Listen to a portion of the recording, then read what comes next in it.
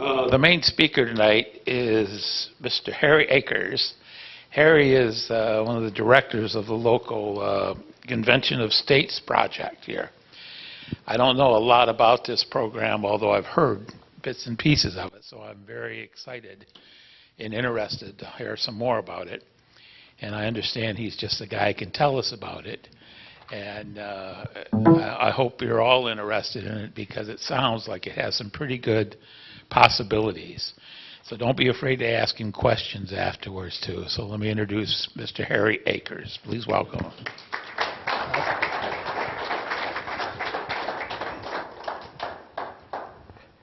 Hello. So this is a mic check right off the bat. We're good? Okay. So when I come to the Tea Party meetings, I'm usually sitting down there. I'm not really one to come up here and talk, but I always wonder, who is that guy up there, and why should I be listening to him? And so I put together a little PowerPoint thing to put on just before the presentation about Convention of States, just to let you know who I am. My name is Harry D. Akers, and I live in Dryden. It's important you know that D, because if you're doing a criminal check, they always want to know the middle initial, you know. So the first thing that I want to be remembered as is that I'm a Christian. I believe in Christ as my Savior and as Lord of all things. I'm a member at Hunters Creek Community Church, and I do whatever I see within my skill set that needs to be done to help spread the gospel. I'm currently working with many others over there on our new Christian Education Center. So if you're looking for a church, come on down. We've got plenty of room now, and it's a great church family over there. But I am pro-life, and I believe, like the Founding Fathers, that I believe in the principles of a limited government, not what we have now, where they've taken advantage and just blown it up. But I am passionate about protecting everyone's right to freedom of religion, and I would never do anything to harm that. My dad introduced me to hunting and fishing and shooting when I was about 12 years old, and I've been a fan ever since. I don't hunt and fish as much as I used to, but I still buy ammo by the case, and I have a lot of fun shooting. So when I was in junior high school, they actually passed this 1968 Gun Control Act, which was a huge, sweeping, terrible thing. I've been working against that to rescind it ever since. I knew it was bad then, and so I joined the NRA. The NRA used to be a club if you wanted to know about comparing different guns and seeing different hunts and all that kind of thing. But after this 1968 Gun Control Act went into place, they realized that they really need to shift gears and become a political animal to be able to protect our rights. So I joined up. I later became a benefactor life member, and I also advanced my shooting skills, and the NRA gave me their highest civilian rating of Distinguished Expert. I also earned the rank of Chief Range Safety Officer, and I eventually became an NRA certified instructor of 9 different disciplines. I have taught hundreds of people to get their concealed pistol license, and some of them are here today, so thanks very much. In the late 1990s, I heard of an organization forming called the Michigan Coalition for Responsible Gun Owners, MCRGO for short. They're kind of like an NRA specifically for Michigan.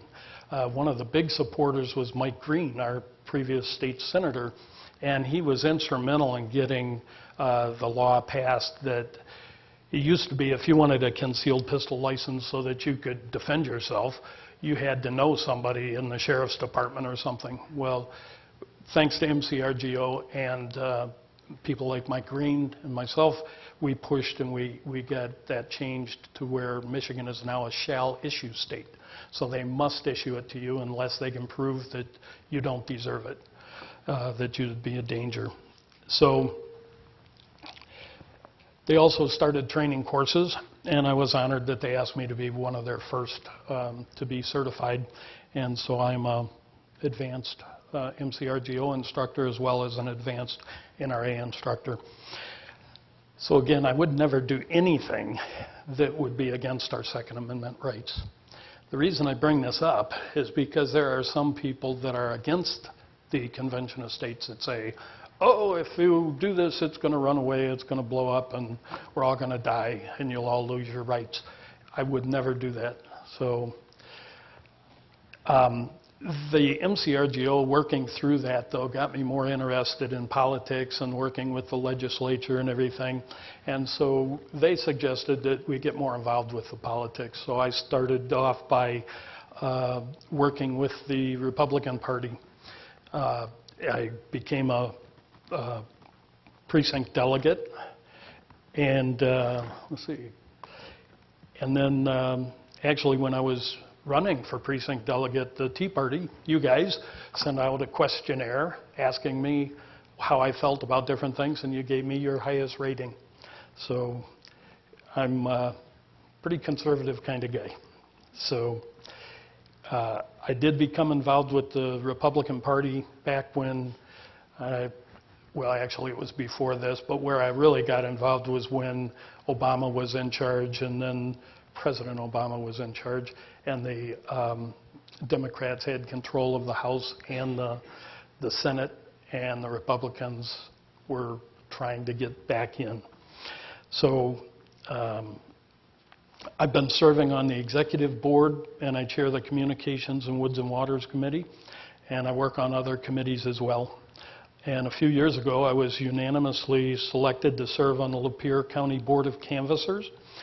And it's truly an honor to be so trusted by all the county commissioners to certify the votes of Lapeer County. Last year, I was voted Republican of the Year by my colleagues. And through all of this involvement, I've come to personally know the people who represent me in all areas of state government.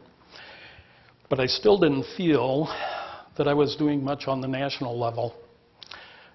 As hard as we've worked to try and get the right people elected, you remember that whole thing about get the right people elected and it'll solve our problems.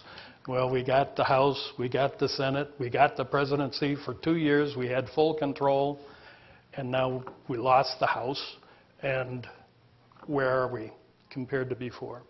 Yeah, I became disillusioned with part of it. I'm still working with the Republican Party. I still think that they're miles closer to my values than the Democrats, so don't get me wrong. But I think we had a real shot at doing something, and it turned out that the bureaucracy and the whole thing is broken, needs to be fixed. So even the Tea Party, when it came up, I was all for it. I thought it was a great thing. I thought it would work, but no offense, it made an impact, but it didn't really make the changes that we were all praying for.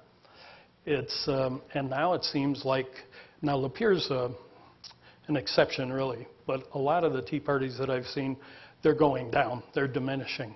And so it seems like we're on the arc of that. But anyway, about 2013, I heard about a group forming called the Convention of States Project, which is what I'm here to talk about tonight. And I thought they must be a bunch of nuts, because I had heard of other groups trying to get a Convention of States, but I was told since the 70s that it was a terrible thing. It would take away all of our rights. It would run away, and it would just be a problem. And so I backed off. I was holding back, and but still listening. And the Convention of States people were still saying things that made a lot of sense to me. And so, like when I've been interested in anything else that I've done in the past, I studied it, and I studied it for about 2 years. And after looking at all sides and all arguments, I am fully convinced that the Convention of States Project is truly the only solution as big as the problem. So that's why I'm here. Not that I'm a public speaker. On the contrary, I don't like being up here at all.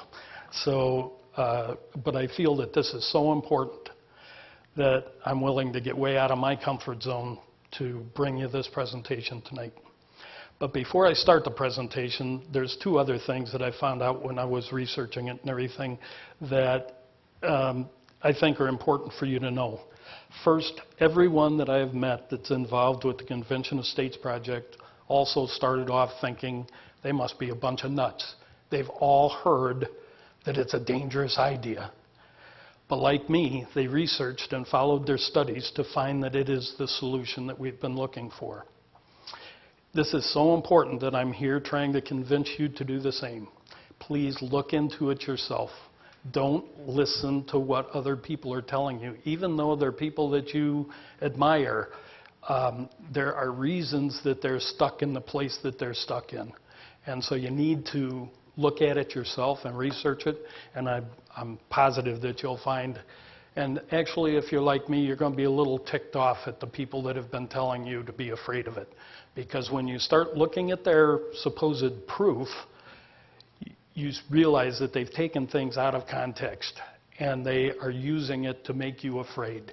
They're fear mongers, and you need to break away from that and do your own research and realize that it's a good thing. Second thing that I wanted to bring up is that people see our website and the advertising we do, and they say to me something like, that is so polished and professional and has so much information, there must be big money behind it. But the truth is, this is the most grassroots organization I've ever been involved with. There's a few people that are paid for what they're doing, but most of them are just great patriots that are giving their time and their talents and money to make this work. As an example, I haven't told you what I do for a living. Since 1978, I've been in the communications business. I've worked on small and large motion pictures, television commercials, corporate communications of all kinds, events, television shows, and I also do teleprompting. Through this, I have worked for many politicians from presidents on down, and industry giants have taken me around the world on jobs. So when I became involved with the Convention of States, I offered my services. And if you go to www.conventionofstates.com and search for Michigan videos, you will see videos that I have worked on with two others in Michigan. One is an audio professional, Ray Kazora is here today with us. The other one is he owns a video production company. So when you see these videos, it's going to be our work combined that we did together, and it didn't cost the organization anything. If we had done it for a client, for what we charge our regular customers, I hope they don't see this, but it would be a lot of money. So one of the things that the antis tell us is, oh, you're in cahoots with George Soros. Well, we're not getting any money out of George Soros. I wish we were in a way. But he actually, when the rumor went out that we were combined with George Soros, he actually sent a letter out, and we've got a copy of it that says that he sent to all of his organizations saying, I am not involved with Convention of States. Do not support them in any way. He would hate it because Convention of States is going to break up the power and send it back to the states. Right now, all he has to do is attack one place, and that's Washington, D.C. But we split it 50 ways, he's going to have a hard time doing the stuff that he's trying to do.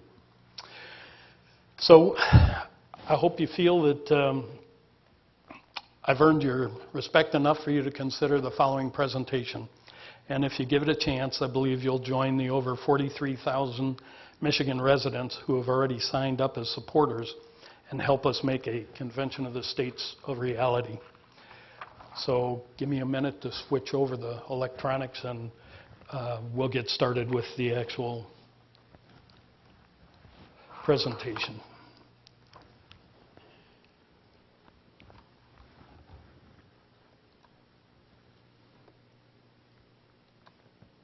And this way you can see exactly what I'm doing.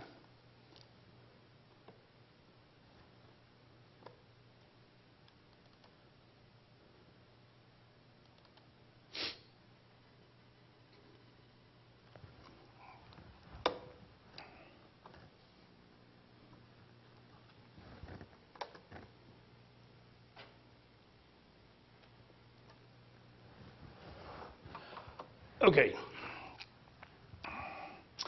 Over the next 20 minutes, I'm going to provide everything you need to know about an Article 5 Convention of the States.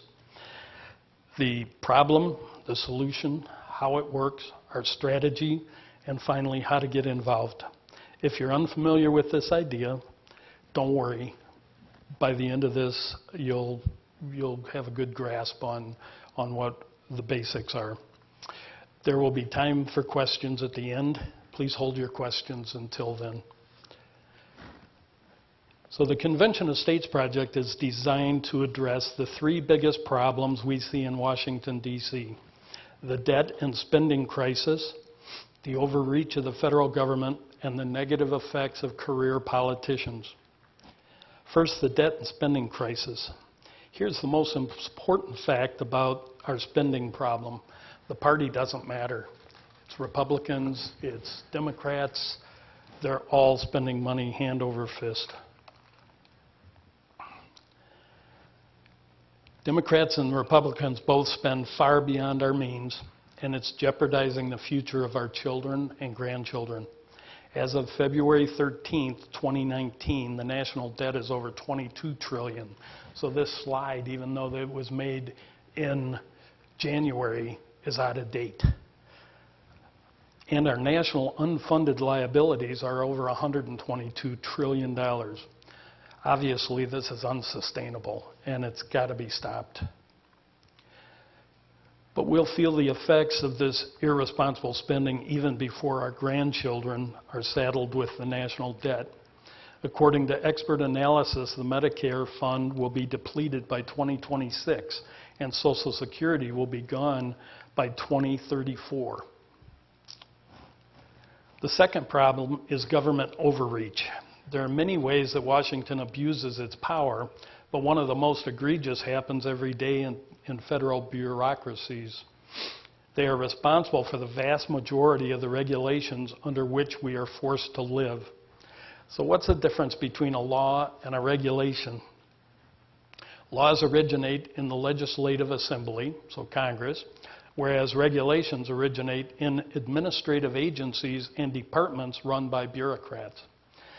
Regulations are subordinate to the laws, though they are just as enforceable as a law.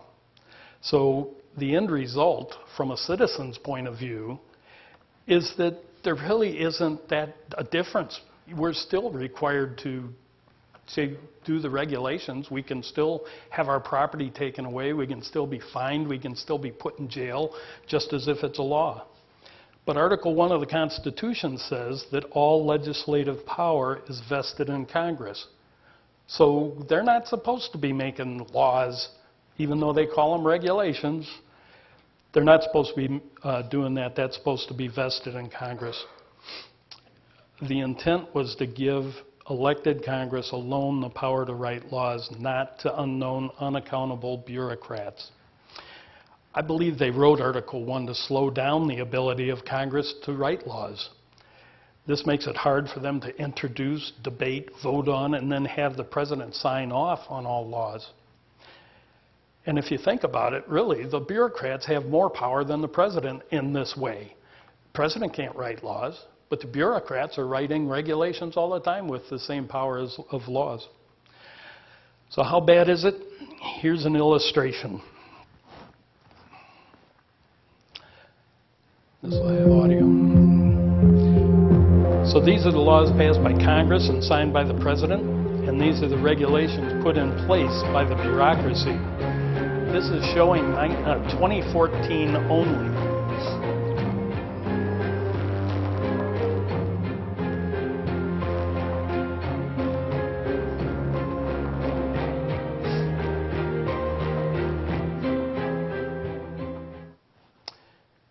And the federal bureaucracy isn't the only branch that creates law out of thin air. The Supreme Court does it too, as Mike Ferris explains. People like us, people that are frustrated with Washington, D.C., often say, well, they don't follow the Constitution anyway. Not true. They follow the wrong one. They're following the Constitution as interpreted by the Supreme Court, rather than the Constitution as written. This, taking out of my pocket, is a pocket constitution. 4,000 words in the original document, 4,400 words. If you count the amendments, we're talking about 7,000 words. But here is the Constitution in force today. This is 3,000 pages of Supreme Court rulings showing what every ruling has done to the original words. This isn't going to get any smaller. In fact, every time they publish this document, they leave a bunch of blank pages at the back for additional rulings that they know are coming. Every page in this document means a grant of power to the federal government. Understand that this is the Constitution in operation today, and unless we change it, unless we make its wording crystal clear, we're going to continue to operate under this document forever and ever until the whole house of cards comes falling down. So neither bureaucrats nor the Supreme Court justices are elected, which takes away power from the people and gives it to entities that are almost never held accountable for their actions.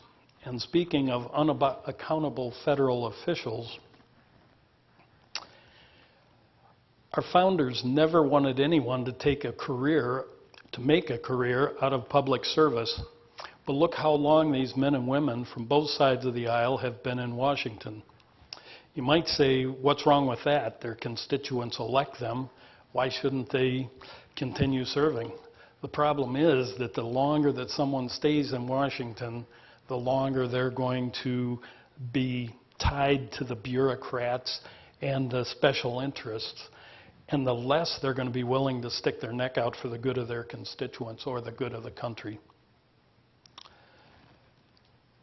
As you can see, the problem is getting worse. And why shouldn't it? Our federal officials, whether we're talking about bureaucrats, the Supreme Court, or Congress people, don't have any incentive to change the status quo. They're perfectly happy to continue acquiring more power, more wealth, and more influence as long as we, the people, will let them. This is one of our core beliefs with the Convention of States Project. The federal government will not fix itself. They'll never stop spending, they'll never stop abusing their power, and they'll never stop seeking re-election. There's no incentive for them to. Fortunately, the founders predicted this would happen, and that's why they included the Convention of States option in Article 5 of the Constitution.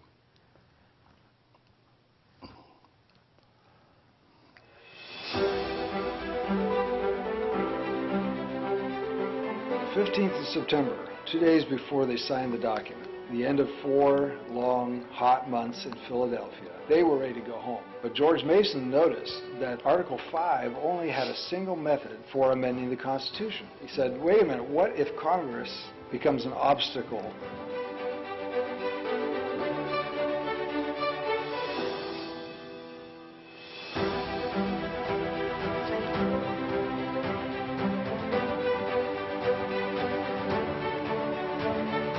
It was given to us by George Mason, who said, look at guys, someday this government's going to abuse its power, and there won't be anything for you ever to ratify if it's counting on Congress to reduce the power of the federal government. So we need to give the states the ability to reduce the power of the federal government.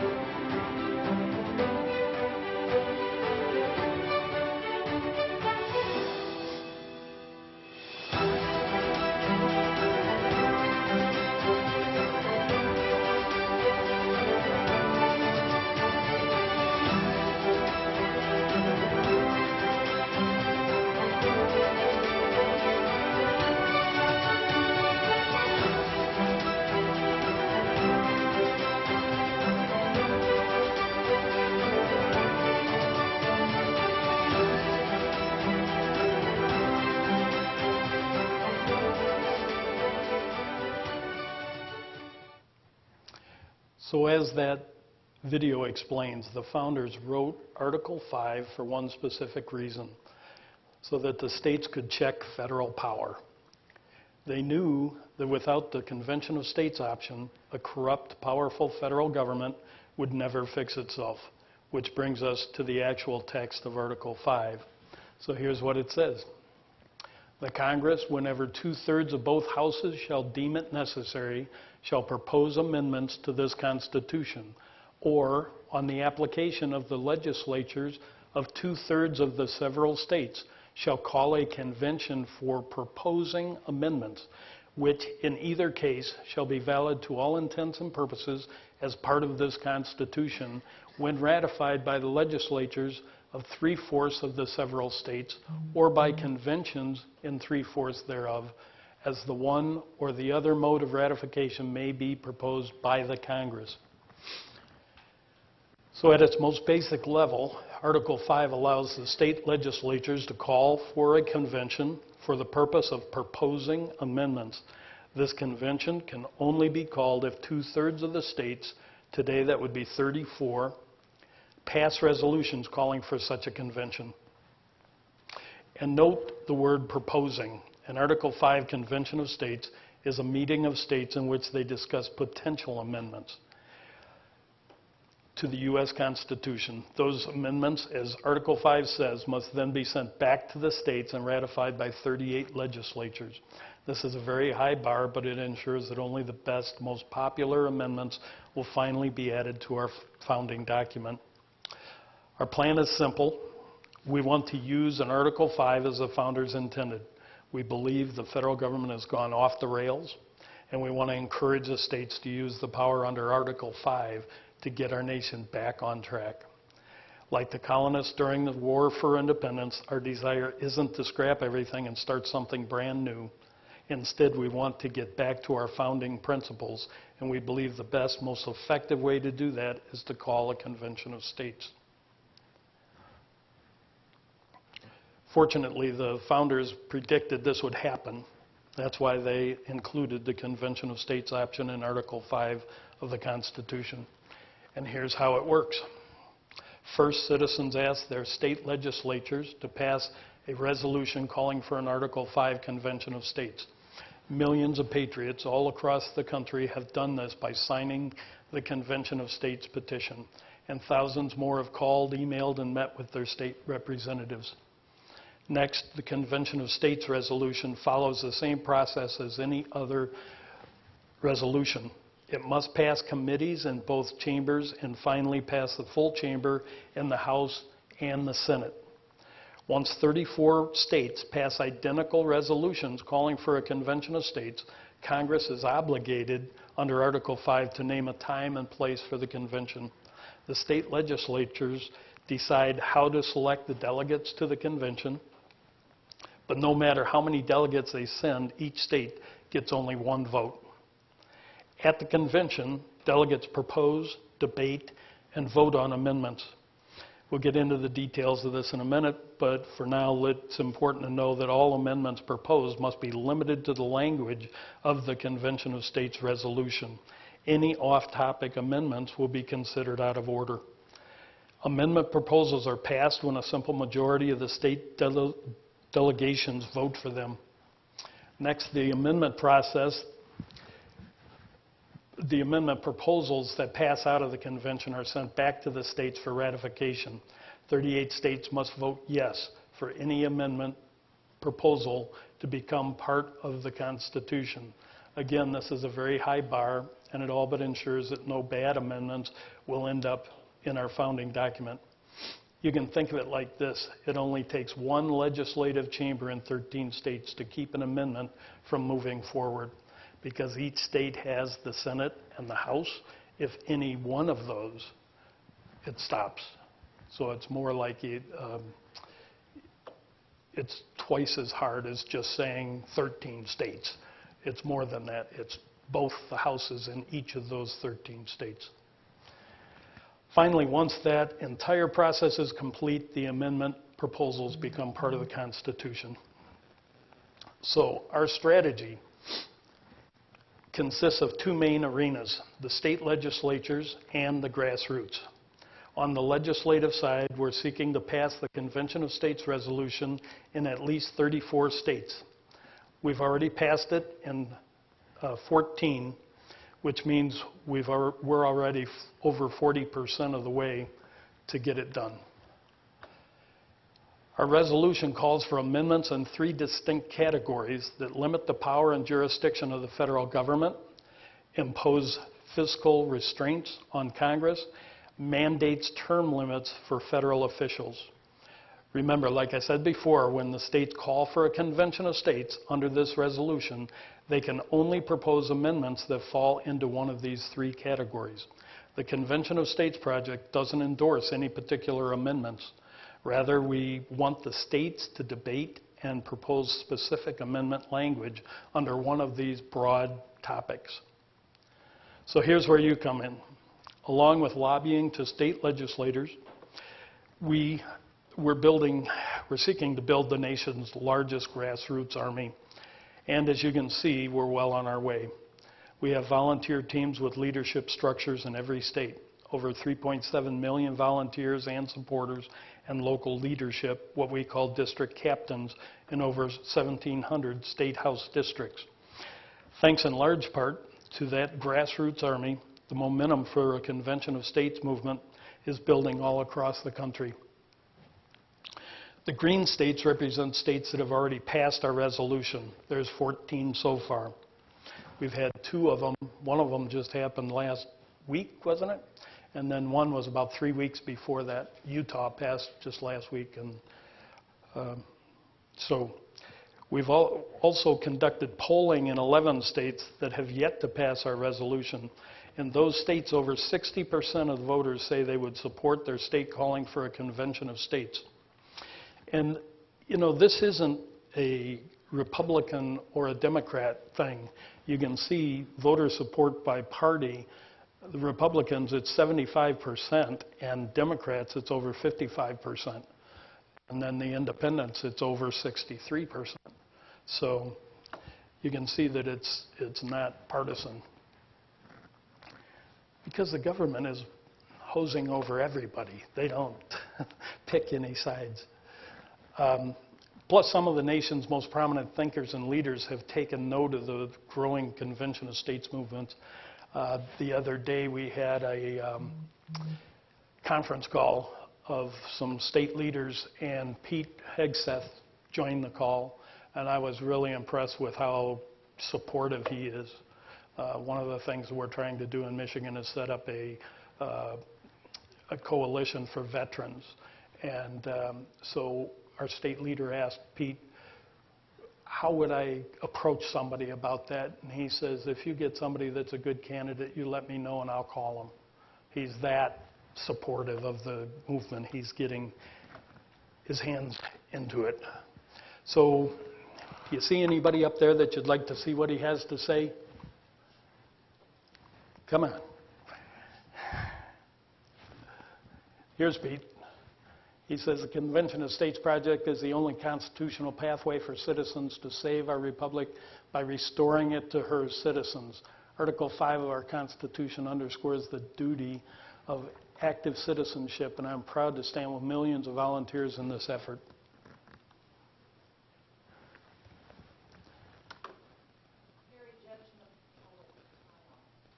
Okay. You get to read it. I'm tired of reading up here. For generations, long before the Convention of States project, I have joined many of my ideological and political friends in recognizing the need to call an Article 5 convention. American history and human nature teach that Washington, D.C. will never actually restrain itself and restore the foundations of personal liberty that the Constitution purports to guarantee. Yet to build out the infrastructure, the organization, and the grassroots army to get it done is a huge undertaking. Today, the Convention of States project is doing just that. And I'm proud to join with my friends Senator Tom Coburn and Mark Meckler by endorsing what they are doing. When the actual convention is called to order, and it will be, I'd consider it an honor and privilege to perform some of the heavy lifting, which is to draft and disseminate proposed constitutional amendments to the states that, in Jefferson's words, will chain down the federal government to the confines of the Constitution. You picked the longest one.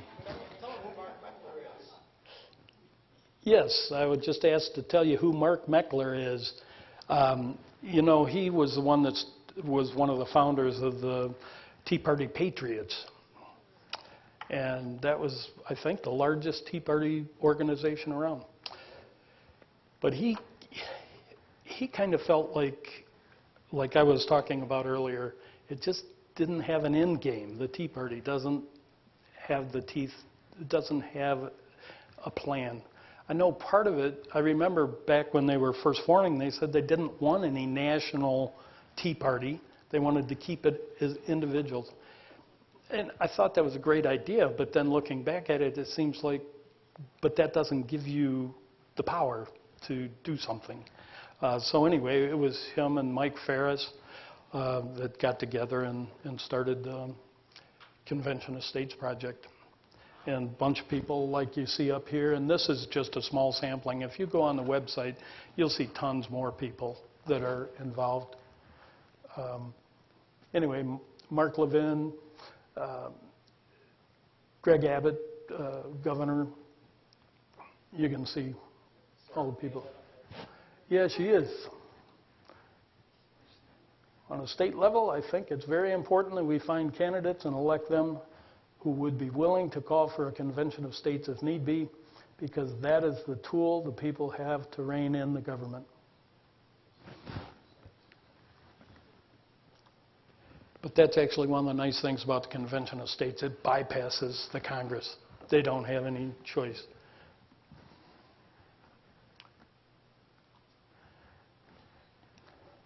Okay.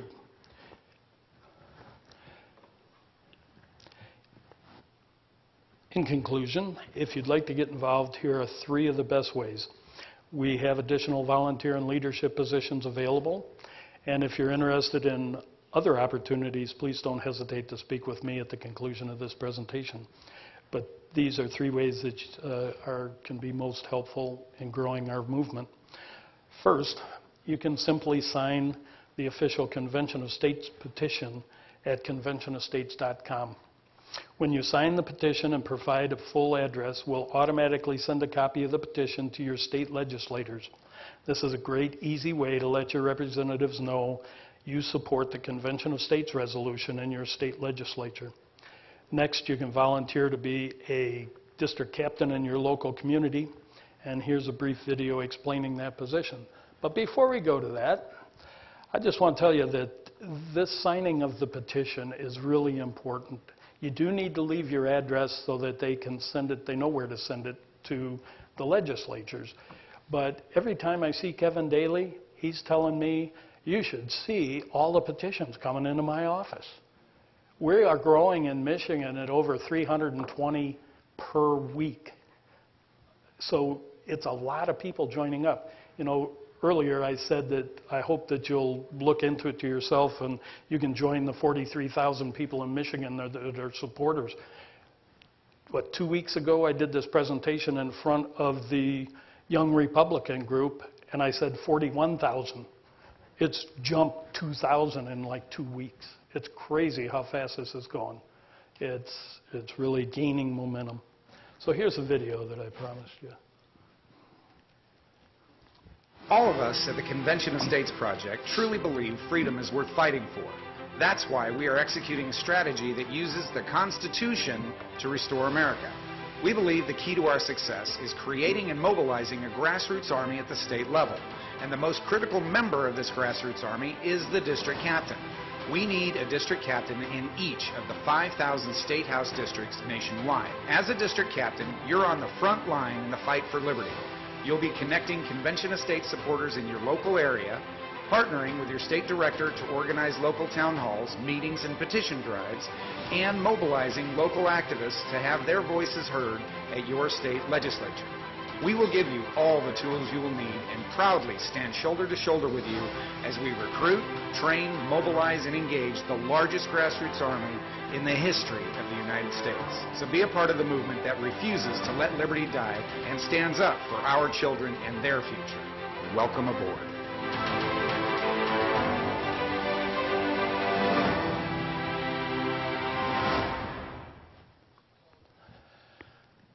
The last way to get involved is to donate.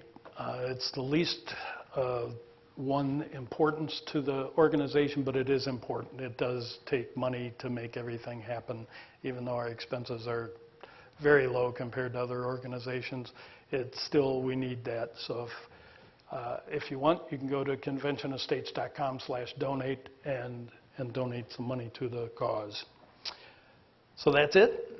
Thank you much for your time and attention, and I'll be happy to answer any questions, but please raise your hand first, and then we'll get you a microphone, and then please state your name and where you're from, and then ask your question, if you would, please.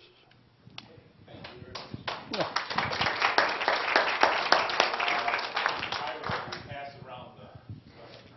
Is that on?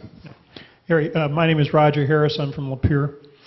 I had two questions, Harry. When the proposed amendments come from the Convention of States, do they each get voted on independently, or is it a package of amendments that you have to look at? No, it's independently.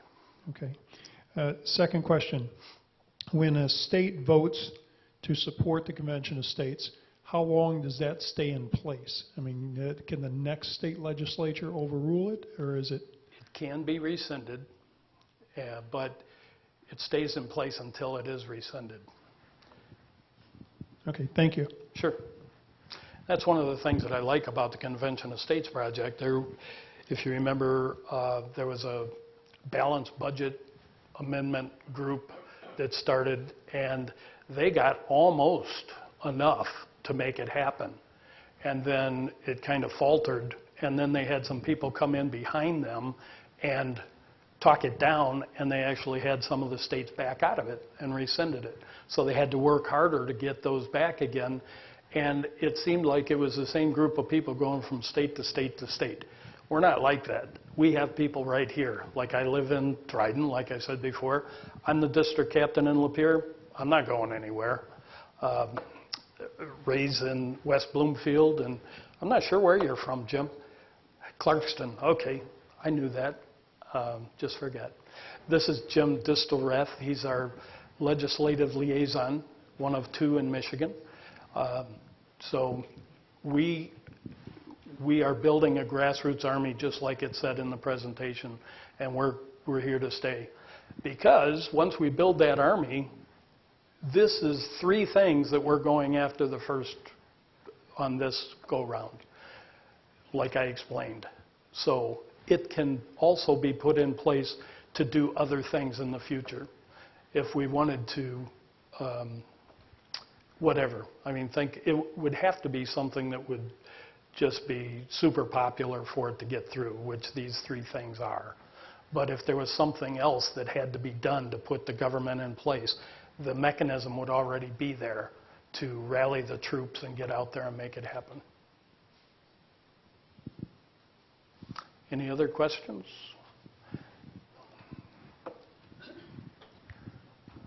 I'm Bill Sickner from Otter Lake.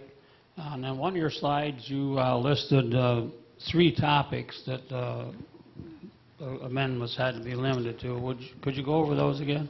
Sure can. It's fiscal restraint, meaning to restrain them from all the money that they're spending. It's also to stop them from overreaching in their power. And then the third one is for term limits of federal officials. Yeah. Elected or unelected. Right.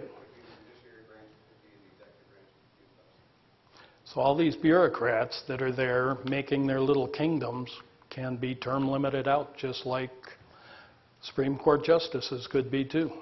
What was that second thing again? Size, scope, and jurisdiction of the federal government.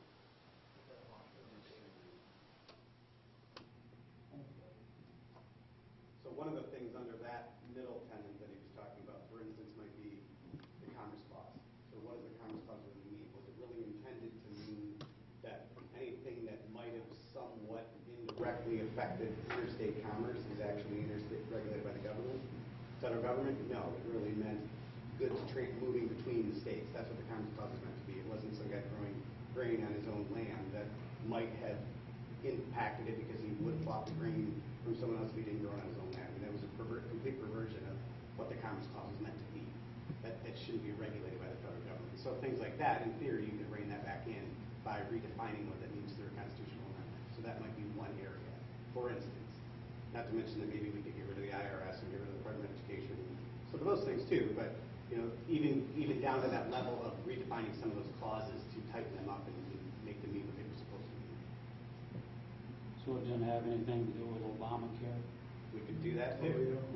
I mean, anything that would have to do with the size, scope, and jurisdiction of the federal government. So overreach like that is suggesting that you have to buy a product that clearly, I mean, first of all, it's unconstitutional on its face, but already. So you could clearly make that case that the government, you could explicitly say the government cannot force you to buy a product. You need a Period. microphone. Yeah, I can take a microphone. Whatever's not on the microphone doesn't get on the tape. So, and actually, it isn't even tape anymore. Yes.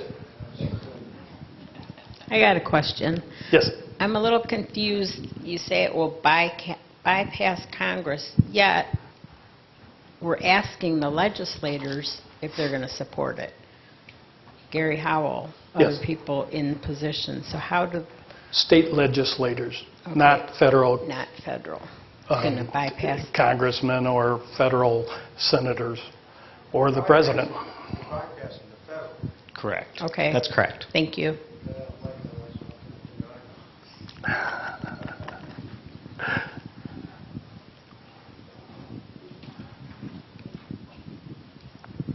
Cheryl Gudzikowski, Lum. How feasible is this, that this could go through? And, I mean, when you're dealing with the federal government, there's going to be a lot of pushback, I mean, in reality, how feasible is this? It's very feasible. I mean, we're growing like crazy. They can't stop all of us from making it happen. But do you have something, Jim, that you want to do? Yeah, so from a practical standpoint, what has typically happened in the event of these applications for balanced budget, for instance, when applications have gotten very close, so when they've gotten into the mid-20s of states and that sort of thing, for balanced budget, for instance, Congress has acted. So one outcome could be that we get to 26, 27, 28 states, and then they say, okay, we see that you're serious. What can we do to head this off? Now, the people could say nothing. There's nothing you could do because you are not going to rein your power in sufficiently in order to make us happy. But that is one outcome. There is nothing that Congress can do, like Harry said, to interfere with this process. If 20 or 34 states say we want a convention, then it's a convention. Now, that being said, to think that the outcome of this is going to be that we're going to have this flood of amendments that are actually going to get through, Terry touched on the high bar to get a constitutional amendment ratified. It's an immensely high bar. I'm working on some data right now to kind of look at how red and how blue are some of these states and look at are there 13 bodies within. Now, Nebraska only has one because they're unicameral, but so there's 99 different bodies, if you will, and only 13 of them have to say no. So the more likely outcome than a runaway, which is the most common kind of opponent that we see really from the right, honestly, more likely than that happening is that we get there and we have some really good conversation but can't come to any real good agreements on anything, and that maybe we don't get any amendments that actually can be ratified. But we at least can frame then the conversation and understand better where the different states are and where the country truly is, and say, we as conservatives might say, well, I want, if we're talking about fiscal restraint, I want only 10% of GDP to be spent. You can't spend any more than 10% of GDP. Whereas liberals might say 100% of GDP can be spent at any time because they'll move the Overton window so far that they'll think that then, well, 70 then, let's go with 70. Maybe we can get it to the point where 22, I mean, will we take 22? Who knows? But maybe we can at least get into that conversation. But I think it's far more likely that we would get in that range. But the short answer to your question is there really isn't anything that Congress can do to stop it, but they'll try. Because once we get there, it is, and Harry touched on it, it is really not a partisan issue because most of the big arguments that we have are really states issues anyway. If you're talking about gay marriage, if you're talking about abortion, any of these things are not, look in the Constitution and find any of those issues in there. They're not there because they're not in the 18 enumerated powers. So they're not federal issues. All of those things should be gone back to the states. And if we went back to that kind of a situation, it's not then we should be having those fights, if you will, or those arguments at the state level where you're closer to your legislators and those people that can have those arguments. And if California wants to do, if they want to have a 30% state tax rate, then go ahead and have those services and those sorts of things. And if Iowa wants to have none of those things and only wants to have a 4% state, then people can freely move them out. That was how a federalist system is supposed to work and how our country is supposed to work. We're not supposed to be having natural popular vote and where everybody, at that point we don't even have states anymore, and we're going to lead to just secession. And the way I look at it is, and Harry kind of touched on this, is the only problem, big enough the only solution big enough for the problem we have. If we don't do something like this, then either secession or a civil war, whatever you want to call it, is the only other solution, because the track that we're going down, people like us sitting in this room are not going to stand for the trajectory that we're heading down. We're just not. And where are we going to go? We're all going to huddle up in some sort of fortress in the middle of Nebraska. I don't know what else we do, because the rest of the country will close in on us and there's nothing to do. So something like that, and it's a little bit weird that we get pushback from the right. I'm not sure what they don't have a strategy. They don't have any other solution. It's, elect the right people, which was kind of what the Tea Party was started by. But you look at the people that the Tea Party elected into office, and virtually every single one of them have now turned into, I just want to hold my job. You can count on one hand those who haven't. Even Mike Lee is now suggesting that you can use your own money for a parental leave problem. And he was one of the last holdouts that was, good. So you have Thomas Massey, and you have like 3 people that are left that aren't that way yet. It's only a matter of time if Mike Lee's going to start going that way. So. Get your question answered. Yeah, sorry, I'm pontificating. I was realizing that I was pontificating, so I apologize. Carl Sickner from Otter Lake. If enough states call the convention, pass the convention of states, what happens then? Who decides when it happens, where it happens? Who determines the rules of the convention? Does Congress have any role in that? And kind of, I guess, related for the concerns about a runaway convention. The people who are opposed to this from the right would argue that the convention whereby our current Constitution was instituted was a runaway convention, and that the delegates who are sent there by their various state legislative bodies didn't follow the mandate that was given to them, that they were sent to come up with amendments to the government that was in place then, and that instead they came up with a whole new constitution and a whole new government. That's one of the things that I studied and looked into, and it's just not true. If you look at when the states send their commissioners or their delegates, whichever you want to call them, they're given a commission, which is their instructions on what they can do and what they can't do. And the argument has been that they weren't given a commission to change and come up with a whole new constitution. But there's been research done on it, and there was only 2 states that said that you're not allowed to go that far. The other states, it was wide open. They were told, do what you have to do to make it right. And so that's what they did. And the 2 states that didn't have the commissions was, I think, New York and Virginia. And they went back to their state, which they should do, and then later they actually voted for the Constitution. So it wasn't a runaway. Plus, that was a constitutional convention. We're not talking about a constitutional convention. They were operating under states' reserved powers. They weren't operating under a constitution. We have a constitution now, and this is right out of the Constitution. So this is done by the rules that the Founding Fathers put together. There's a really good book out. It just came out not that long ago. It's called The Law of Article 5. And this is the first legal treatise that's been written on Article 5. And it's amazing. It goes right through everything, and it gives you complete footnotes. And you can look them up for yourself. And it just put everything in perspective. I wish this was out 5 years ago when I was doing all my studies, because it would have made it a whole lot easier. But they put it all out there for you, so you can look that all up. When it was written by someone who was a skeptic when he started, and he was doing his research to prove himself why he was a skeptic, and he turned around and decided it was the right thing to do. Right. Who is the author of that book? Here it is right here. I just want to, Yeah. Maurice Freed, I'm from Lapeer. I got involved with this because Harry lent me his book. I read that book. I did additional research, and there was a very extensive treaty on this done in 1940 by a University of Nebraska professor, published by the University of Michigan Law School. It's on the historical repository. And if you want a really in-depth history of this country, that's the document that this Mr. Nathan starts from, and then he updates it to the present in the last few years. And he also comes up with a form for which the state's presentation is here. This is a tremendous book. It's a tremendous book. It's concise. It's to the point, and it is a constitutional remedy.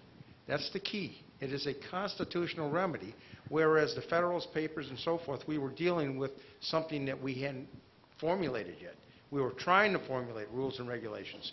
Now that we formulated the rules and regulations from the Federalists to a constitutional format, as Harry points out, there was a weakness in the document, but there's a protection, and the protection is Article 5. So Article 5 needs to be implemented so that the federal government does not run amok. And by the way, think of the remedy, and I've talked about this with Harry, trillions and trillions of dollars. Is it possible that we could ever recapture that money and pay off these debts? No. But guess what? The Constitution provides for a remedy for an individual who can't pay his debts. What's that remedy? The remedy is bankruptcy, folks. So when we're talking about the ramifications and the significance of what we're doing at a convention of states, that may be one of the remedies that they come up with. So that all the people that we owe money to, but yet we are supporting through our foreign affairs and policies, we can discharge our debts through a bankruptcy format, and then we can come to grips with what we need to do moving forward. So I commend this whole body of people who are doing extensive research on this from a grassroots proposal, and I embrace it. And I thank you, Harry, for your presentation. Thank you. Who wants to say? I'd like to answer a question that someone asked that got bypassed. Good. And I forgot who it was, but I think someone asked, how will the rules be made? Oh, yeah. Okay. And what happens is the delegates write the rules before they start.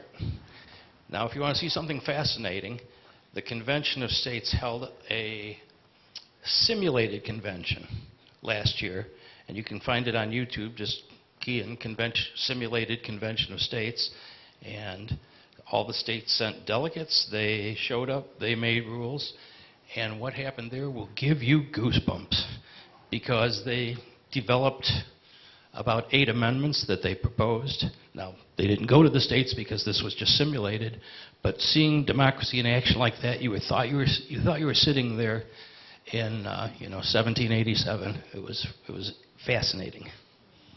Thanks, Ray. Any other questions? Anybody? Okay, Harry, very good. Thank you.